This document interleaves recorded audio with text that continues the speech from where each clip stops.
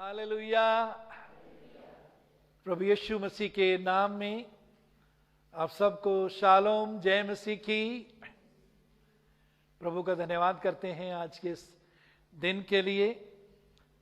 प्रभु के अनुग्रह से फिर हम उसकी उपस्थिति में आ सके। दूसरा राजा 6 अध्याय 1 से 7 पद तक हम पढ़ेंगे। पिछले हफ्ते भी हमने इसे पढ़ा था और एक पद जो है उस पर मनन किया था, ध्यान किया था, उसका अध्ययन किया था। और आज आगे हम बढ़ेंगे। भविष्यद्वक्ताओं के चेलों में से किसी ने एलीशा से कहा, यह स्थान जिसमें हम तेरे सामने रहते हैं वह हमारे लिए बहुत छोटा है, इसलिए हम यरदन तक जाएं और वहां से एक एक बल्ली लेकर यहां अपने रहने के लिए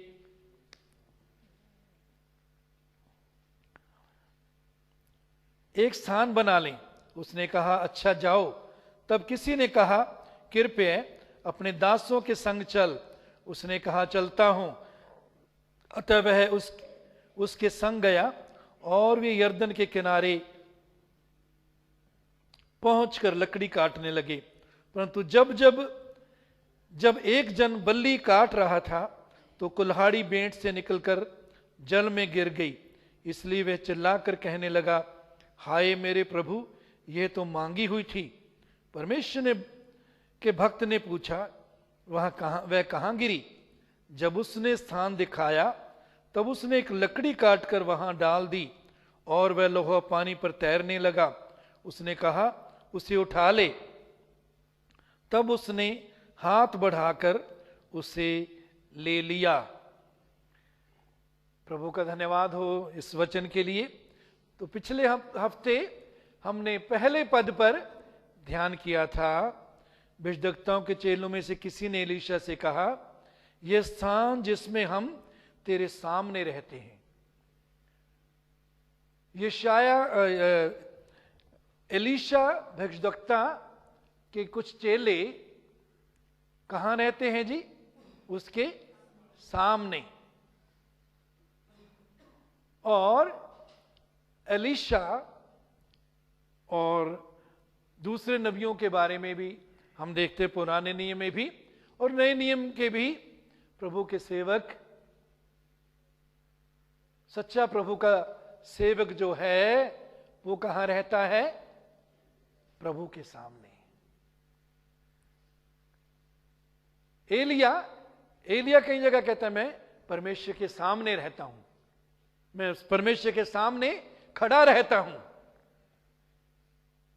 बहुत जरूरी है परमेश्वर के सामने हम खड़े रहें, उसकी सुनने के लिए और हमें बदलने के लिए, ताकि वो हमें बदले, ताकि हम उसकी सुने, उसकी योजना को जानें, हम उससे सामर्थ्य पाएं, उससे अभिषेक पाएं, उससे अगुवाई पाएं, हम बदलते जाएं। तो ये चेले एलीशा के सामने रहते हैं। पौलुस प्रभु का दास कहता है, इमिटेट मी, मेरी तरह बनो जैसे मैं मसीह की तरह बन गया हूं। Imitate me as I imitate Christ. मेरा अनुसरण करो, मेरे जैसे बनो, मेरी नकल करो जैसे मैं मसीह की नकल करता हूं। नकल करने का मतलब उसके अनुसार, उसकी तरह मैं बनता हूं, उसकी तरह जीवन व्यतीत करता हूं। तो ये चेले एलीशा के सामने रहते हैं। मेरे जीजो, हम सब के लिए जरूरी है प्रभु के सामने, और जो हमारे लिए उदाहरण प्रभु ने रखे हैं, ये प्रभु के सेवक हो सकते हैं। हमारे परिवार में कोई व्यक्ति है जिसके द्वारा प्रभु हमें सिखा रहा है, जिसके द्वारा प्रभु हमें अपने पीछे चलना सिखा रहा है। उसके सामने बने रहें, उसके साथ बने रहें, उसके उदाहरण को अपनाते रहें, उसकी अच्छी चीजें जो उसमें हैं उनको अपने जीवन में अपनाते रहें। तो मेरे जीजो, ये स्थान जिसमें हम तेरे सामने रहते हैं, ये हमारे लिए बहुत छोटा है। तो पिछले हफ्ते हमने ये भी देखा था कि इनकी आंखें खुली हुई हैं, इनकी आंखें खुली हुई हैं। और दूसरी बात, आंखें खोलकर इन्होंने अपनी जो वास्तविक जरूरत है उसको पहचाना। मेरे जीजो, पिछले हफ्ते हमने देखा था कि हम सब के लिए जरूरी है, जैसे पौलुस प्रभु का दास, उसकी प्रार्थना हमने देखी थी कि वो कहता है तुम्हारी आंखें ज्योतिर्मय हों। इफिसियों 1:17 से 19 पद में वो प्रार्थना करता है कि तुम्हारी आंखें ज्योतिर्मय हों, तुम्हारे मन की आंखें, तुम्हारी आत्मा की आंखें वो देखने लगें। ये बहुत जरूरी है कि हमारे मन की आंखें खुली रहें। मन की आंखें खुली रहेंगे तो हम प्रभु के पीछे चलना, प्रभु में बने रहना, उसकी इच्छा को जानना, उसके वचन में, उसकी हुजूरी में बने रहना, ये सीखेंगे। मन की आंखें खुली रहती हैं तो हम आत्मा में देख सकते हैं।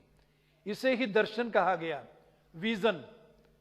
विजन कई तरह के हैं, लेकिन आम जो विजन, दर्शन है कि आत्मा में देखना, आत्मा में देखना, ये बहुत जरूरी है सबके लिए। इसी प्रार्थना को पौलुस करता है कि तुम्हारी मन की आंखें ज्योतिर्मय हों।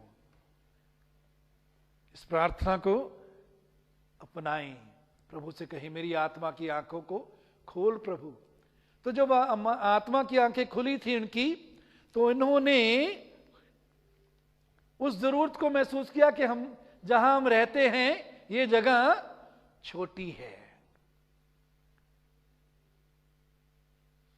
यदि हमारी आत्मा की आंखें नहीं खुली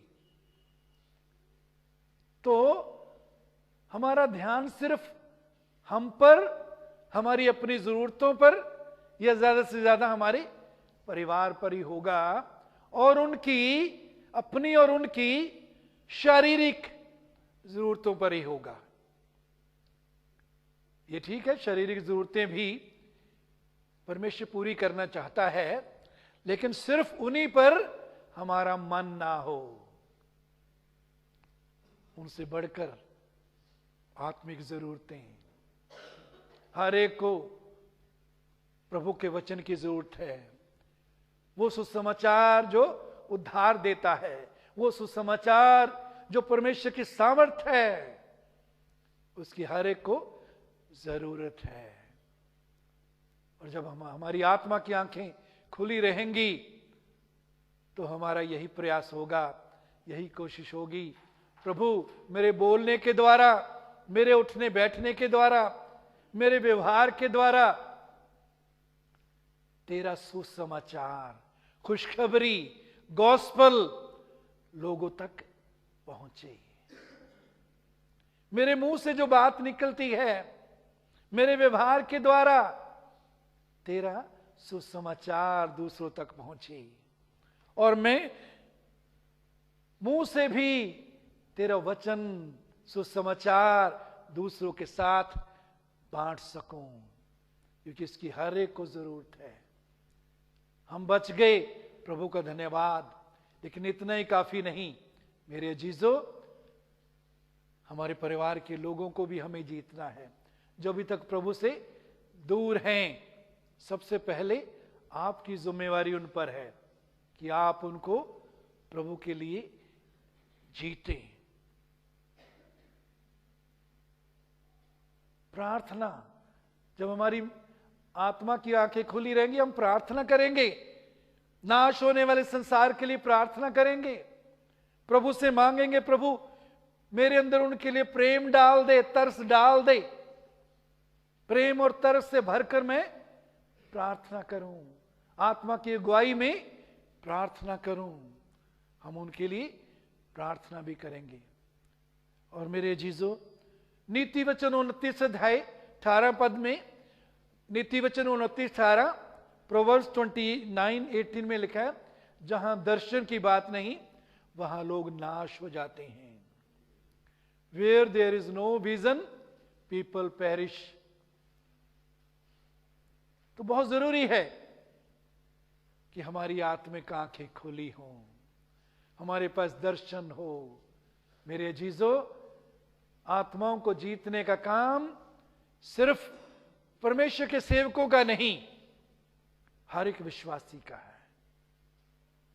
इसलिए पौलुस इफिसियों की पत्री में क्या कहता है कि यीशु ने प्रेरित, भविष्यद्वक्ता, प्रचारक, उपदेशक, पासवान नियुक्त करके दे दिए।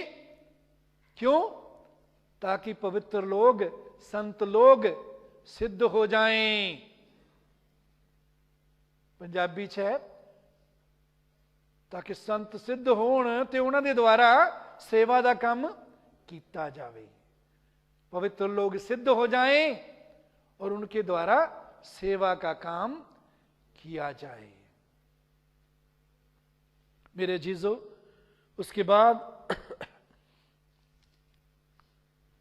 हम आगे देखते हैं 2 पद में वो कहता है, इसलिए हम यरदन तक जाएं और वहां से एक एक बल्ली लेकर यहां अपने रहने के लिए एक स्थान बना लें।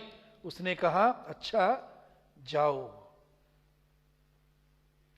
जरूरत को देखकर उस जरूरत को अपने स्वामी के साथ, अपने लीडर के साथ बांटा और उसने भी सहमति दी। कहा कि अच्छा जाओ। लेकिन उसने एक और अच्छी बात बोली, 3 पद, तब किसी ने कहा, कृपया अपने दासों के संग चल। उसने कहा, चलता हूं। एक अच्छी बात इनमें से एक ने बोली, वो क्या? कि तू हमारे साथ चल। मेरे जीजो, कई बार हम प्रभु के लिए कुछ करने लगते हैं, प्रभु की इच्छा में भी कुछ करने लगते हैं, जो उसका वचन कहता है वो करने लगते हैं, लेकिन प्रभु को अपने साथ नहीं लेते। हम सोचते हैं मैं तो इतना सयाना हो गया हूं, मैं तो इतना सीख गया हूं, मेरे पास इतनी बुद्धि है, मैं अपनी इच्छा से कर सकता हूं। लेकिन इसने कहा, अब तू हमारे साथ चल।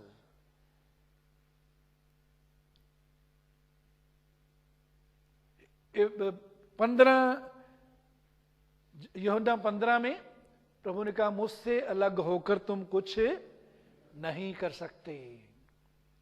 मेरे अजीजों, जो कुछ भी प्रभु के लिए हम करना चाहते हैं, जो भी वचन के अनुसार करना चाहते हैं, उसके लिए प्रभु को अपने जीवन में साथ लें। प्रभु, मुझे तेरी जरूरत है, तेरी अगुवाई की जरूरत है, तेरे अनुग्रह की, तेरी सामर्थ की जरूरत है, तेरे आत्मा के अभिषेक की जरूरत है। मैं तेरे बिना कुछ नहीं कर सकता। याद रखिए, हम प्रभु के बिना, उससे अलग होकर उसकी इच्छा के लिए कुछ नहीं कर सकते, उसकी महिमा के लिए कुछ नहीं कर सकते। हां, उसकी इच्छा से बाहर रहकर हम बहुत काम कर सकते हैं। दुनिया के लोग भी कर रहे हैं, संसार के लोग भी करते हैं और प्रभु के लोग भी कई बार करते हैं। लेकिन मेरे जीसो, जरूरी है कि जो कुछ भी हम करते हैं प्रभु की इच्छा में बने रहकर करें। प्रभु की इच्छा के बिना कई बार जो हम करते हैं उसमें हमें सफलता मिलती है। मूसा ने, जब परमेश्वर ने कहा चट्टान को कह, 2 बार ये बात हुई, 2 बार।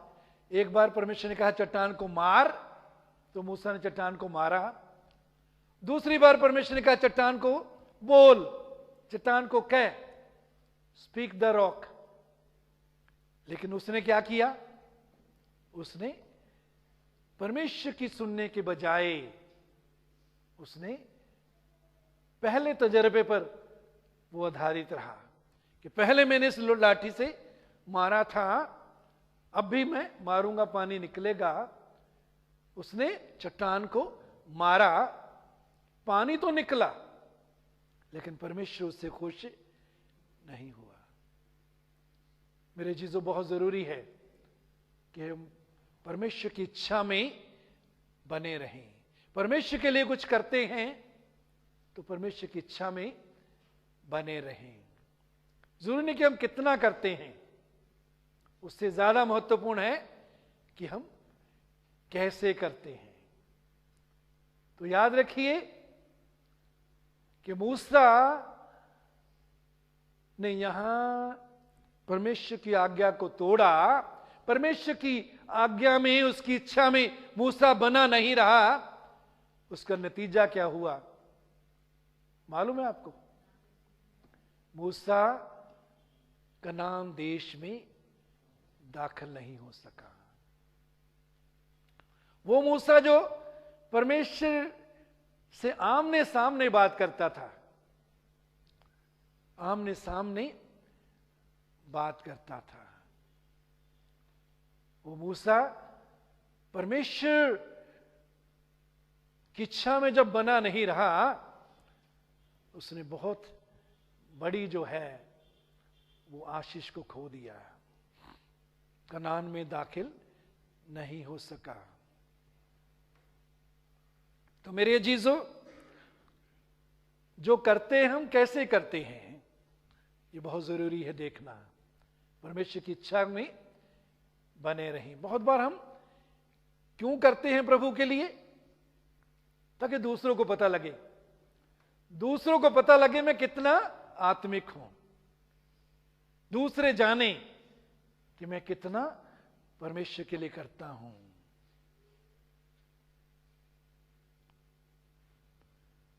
तो इन्होंने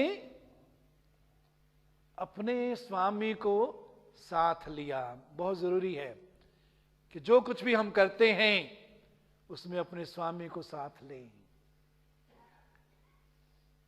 काना के गलील में शादी थी, वहां उन्होंने मरियम को भी बुलाया। मरियम से इतना गहरा संबंध था कि उसके बारे में वहां जिक्र नहीं है कि उसको बुलाया या वो आप आ गई। उसको पहले बोला, कभी पहले एडवांस में शायद बोला गया था कि तू आना। लेकिन यीशु और उसके चेलों के बारे में लिखा है कि यीशु और उसके चेले बुलाए गए थे। यीशु और उसके चेलों को बुलाया गया। उसका नतीजा क्या हुआ? जब दाखरस घट गया तो यीशु ने अद्भुत रीति से उस घटी को पूरा किया। इस परिवार ने सीखा कि हमें यीशु को साथ लेना है, यीशु को पहल देना है। शादी में बहुत काम होते हैं, बहुत तैयारी करनी होती है। आप सबका यह तजर्बा होगा, मेरा भी तजर्बा है। 3 शादियां हमने की तो कम से कम 1 महीना तो बिजी शादी की तैयारी में रहते हैं। बहुत तैयारी, बहुत काम होता है। लेकिन इस परिवार ने यीशु को पहल दी। मेरे अजीजों, हम भी जब यीशु को पहल देते हैं, धन्यवाद देते हैं उन परिवारों के लिए जो शादी में भी और दूसरे कामों में भी प्रभु को पहल देते हैं। कुछ समय जरूर निकालते हैं प्रभु की आराधना करने के लिए, इकट्ठे मिलकर वचन पर ध्यान करने के लिए। उन सब लोगों के लिए परमेश्वर का धन्यवाद है जो प्रभु को पहल देते हैं। तो हर बात में जो कुछ भी हम करते हैं उसमें प्रभु को पहल दें। प्रभु की अगुवाई मांगे, प्रभु को साथ लेकर चलें। तो यहां हम देखते हैं कि एलीशा ने मना नहीं किया, उनके साथ गया, लेकिन अपने आप नहीं एलीशा उनके साथ गया। एलीशा अपने आप उनके साथ नहीं गया। मेरे जीजो, यीशु ने कहा, देख मैं दरवाजे पर खड़ा हुआ खटखटाता हूं। यीशु दरवाजा तोड़कर भी आ सकता है, लेकिन दरवाजा तोड़कर आने का काम चोर का होता है, डाकू का होता है।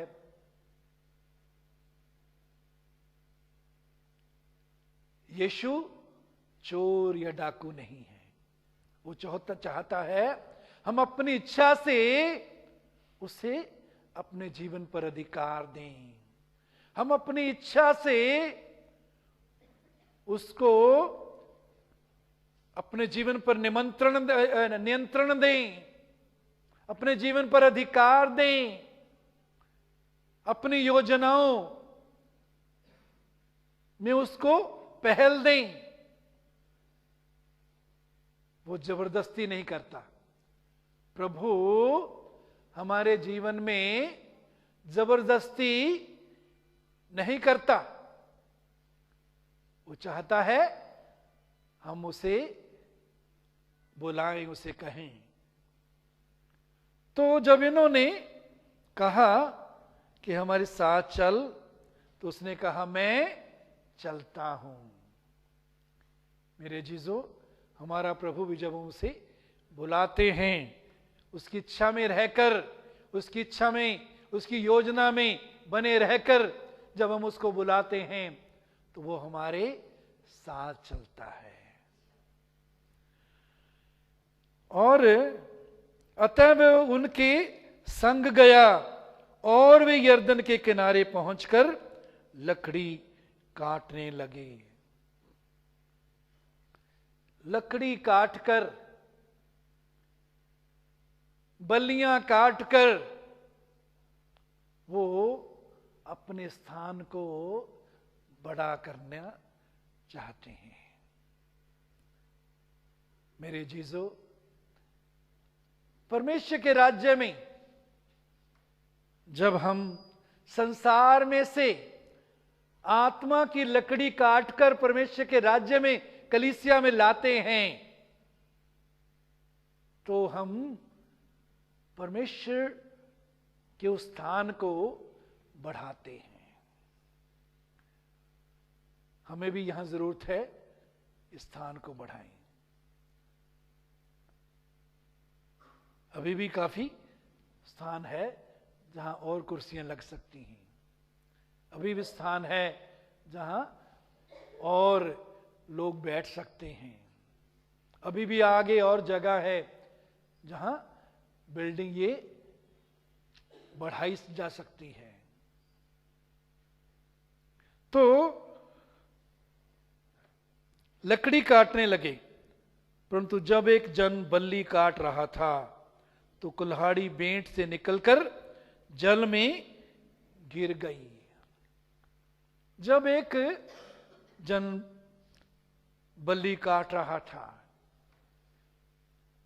बहुत से काट रहे थे, काटने के लिए, बल्लियां लाने के लिए ही गए थे, लेकिन एक के बारे में विशेष जिक्र है कि जब वो बल्ली काट रहा था तो कुल्हाड़ी बेंट से निकलकर जल में गिर गई। इसकी कुल्हाड़ी बेंट से निकलकर जल में गिर गई। मेरे जीजो, हमारे जीवनों में भी कई बार ऐसा ही होता है। इससे पहले कि इस बात पर ध्यान दें, हम अगली बात पर देखेंगे जहां वो कहता है, इसलिए वो चलाकर कहने लगा, हाय मेरे प्रभु ये तो मांगी हुई थी। हाय मेरे प्रभु ये तो मांगी हुई थी, ये मेरी अपनी नहीं थी। ये मांगी हुई थी। मेरे अजीजों, याद रखिए, आप जो हैं, जो आपके पास है, वो सब कुछ मांगा हुआ है, हमारा नहीं है। हम और जो कुछ हम हैं, हम अपने नहीं हैं। जो हम सांस लेते हैं, ये परमेश्वर की ओर से मिले हुए हैं। हर सांस परमेश्वर की ओर से इनाम है। हर सांस परमेश्वर की ओर से मांगा हुआ है या इनाम है। मतलब कहने के हमारा नहीं है। हर घड़ी हमारी नहीं है। हमारे पास बुद्धि, योग्यता, सामर्थ, जो भी अनुग्रह हैं, वो हमारा नहीं है। जो धन दौलत है, जो आशीषें हैं, सब प्रभु की हैं, मांगी हुई हैं, प्रभु ने दी हुई हैं। हो सकता है कुछ आशीषें ऐसी हैं जो हमारे माता पिता ने उनके लिए मेहनत की, हमारे माता पिता ने विश्वास किया, हमारे माता पिता ने मांगा, और हम उसका प्रतिफल पा रहे हैं, उसका फल हम भोग रहे हैं। हमारे माता पिता ने जो मेहनत की, उसका फल हम खा रहे हैं। बहुत सी बातें हैं, काम है जो हमने किए,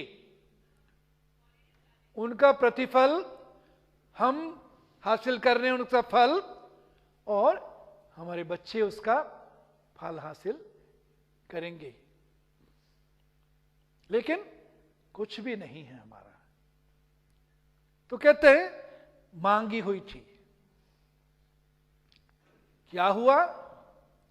ये जो स्टिक है, जो कुल्हाड़ी का डंडा होता है, उसमें से जो फल है, जो लोहे का भाग होता है, वो निकलकर गिर गया। क्यों निकलकर गिर गया? मेरे जीजो, हो सकता है इसको जो उसकी देखभाल करनी चाहिए थी, तैयारी करनी चाहिए थी, रिपेयर करनी चाहिए थी, वो इसने नहीं की। हो सकता है इसने इस बात पर ध्यान नहीं दिया, हो सकता है लापरवाही की होगी। सोचा कोई बात नहीं, मैं और थोड़ा समय इसको इस्तेमाल कर लूं, तब मैं इसको रिपेयर करूंगा, ठीक करूंगा। लापरवाही की, और उसका नतीजा क्या हुआ कि वो कुल्हाड़ी गिर गई पानी में, यर्दन नदी में, पानी में गिर गई। मेरे चीजों, हमें भी बहुत जरूरी है कि जो कुछ हम हैं, जो कुछ परमेश्वर ने हमें दिया है, उसकी सही रीति से देखभाल करें, सही रीति से उसको इस्तेमाल करें।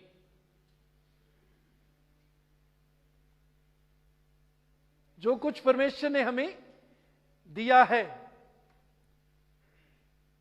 हम व्यक्तिगत जीवन के लिए, सेवा के लिए, प्रभु के काम के लिए, प्रभु के गवाह बनने के लिए, उसकी गवाही देने के लिए, उसकी सेवा करने के लिए, जो कुछ भी कर रहे हैं उस पर ध्यान दें, लापरवाही ना करें।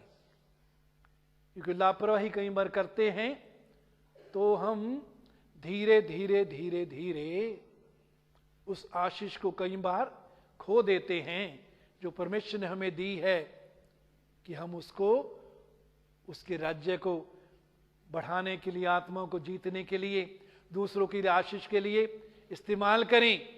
वो आशीषें लापरवाही जब हम करते हैं, उनका ध्यान नहीं करते, उसको बचाकर नहीं रखते, लापरवाही करते हैं, तो हम उसको खो देते हैं। तो इन दो बातों में से एक दो बातें जो देखी हैं, इनमें से कोई बात हो सकती है, और हमारे जीवनों में भी ऐसे ही होता है। कहीं जब हम प्रार्थना का जीवन हमारा जब घटने लगता है, हम परवाह नहीं करते। वचन का जीवन घटने लगता है, वचन और प्रार्थना की भूख प्यास घटने लगती है, हम परवाह नहीं करते। उसका नतीजा क्या होता है कि जो वो मांगा हुआ अभिषेक, आशीष, अनुग्रह, टैलेंट, वरदान हमारे पास होते हैं, वो धीरे धीरे धीरे धीरे जो है वो कमजोर होते जाते हैं, और समय आता है वो गिर जाते हैं। कहां गिरे? नदी में। यदि जमीन पर गिरे होते आसान था उसको उठाना, लेकिन ये पानी के नीचे उस यर्दन नदी के नीचे गिर गए। लेकिन एक अच्छी बात यहां हम देखते हैं कि ये अपनी समस्या को अपने स्वामी के पास लेकर आया। कई बार जब हमारे सामने कोई समस्या आती है, बजाय हम उस समस्या को अपने प्रभु के पास लाएं, हम दूसरों के पास लाते हैं ताकि दूसरों की हमदर्दी हमें मिल सके। और हम कई बार सोचते हैं कि दूसरों को बताने से इसका हल हो जाएगा। वो बात अलग है जो हमारे आत्मिक अगुवे हैं, जो आत्मिक रीति से हमें ऊपर उठाते हैं, बढ़ाते हैं, जिनको परमेश्वर ने हमारे साथ जीवन में जोड़ा है, उनके साथ शेयर करना बात अलग है, ताकि वो प्रार्थना करें, हमें उत्साहित करें। लेकिन कई बार आदत क्या बन जाती है कि जो भी आता है उसको हम अपनी समस्या बताते रहते हैं। प्रभु ने कहा उस पहाड़ से कहो कि उखड़ के समुद्र में जा पड़। हम बजाय उस पहाड़ को कहने के बजाय हम पहाड़ के बारे में सबको बताते हैं, ताकि लोग हम पर तरस खाएं, लोगों को पता लगे हम कितनी मुश्किल में, परेशानी में हैं। नहीं मेरे जीजू, अपने प्रभु के पास लाए। वो समझता है, उसे मालूम है। वैसे दुनिया के साथ हम अपनी समस्या बांटेंगे, उनमें ज्यादा ऐसे होंगे जो हंसेंगे। आपकी समस्या को उसमें सहायता करने के बजाय दूसरों को बांटेंगे, दूसरों को देख वो उसका क्या हाल हुआ। तो क्या है, एलीशा के सामने ये अपनी समस्या को लेकर आया। हाय मेरे प्रभु, यह तो मांगी हुई थी। मेरे जीजो, उसके बाद 6 पद में परमेश्वर के भक्त ने पूछा वह कहां गिरी। परमेश्वर के भक्त ने पूछा वो कहां गिरी। जब उसने स्थान दिखाया, मेरे जीजो, हमारे जीवन में भी जब हम परमेश्वर की आशीषों को खो देते हैं, उसके अनुग्रह से कई बार हम दूर हो जाते हैं। अनुग्रह क्या है? परमेश्वर की योग्यता, वो काम करने के लिए जो हम अपनी योग्यता से नहीं कर सकते। जब परमेश्वर के वरदान को या उसके आनंद को, अगुवाई को हम खो देते हैं, तो प्रभु हमसे भी यही चाहता है कि हम बताएं कि कहां गिरे। तो एलीशा ने उससे पूछा, कहां गिरी, बता। और उसने वो स्थान बताया, यहां गिरी। प्रभु हमसे भी पूछना चाहता है, कौन सी जगह चीज थी जिसके कारण हम गिरे। प्रभु को बताएं, प्रभु मैंने लापरवाही की, मैं वचन में, प्रार्थना में बना नहीं रहा, मैं संगति में बना नहीं रहा, मैंने लापरवाही की, तेरे लोगों से मैं दूर हो गया, तेरे भय में मैं बना नहीं रहा, इसलिए मैं गिर गया। तो प्रभु को बताएं, यदि हमारे जीवन में कमजोरी आ गई है, आत्मिक रीति से हम कमजोर हो चुके हैं, प्रभु से दूर हो चुके हैं, प्रभु आज हमसे चाहता है उसको हम बताएं, कहां हम गिरे। जो भी हमारे जीवन में कमजोरी आई, पाप आया, उसको दिखा दें, प्रभु यहां मैं गिरा, मैंने ये पाप किया, मैंने ये लापरवाही की, तो मुझे अनुग्रह दे। तो क्या हुआ, जब उसने स्थान दिखाया तब उसने एक लकड़ी काटकर वहां डाल दी। जब वो स्थान दिखाया, जिस स्थान में वो आशीष गिरी थी, वो लकड़ी, वो कुल्हाड़ी का फल गिरा था, तो एलीशा ने क्या किया, एक टहनी काटकर, एक लकड़ी काटकर वहां डाल दी। लकड़ी काटकर वहां डाली तो उसका नतीजा क्या हुआ, वह लोहा पानी पर तैरने लगा। एक लकड़ी काटी, एक टहनी काटी, और जब वहां गिरा दी तब एक ऐसा अद्भुत काम हुआ कि लोहा पानी पर तैरने लगा।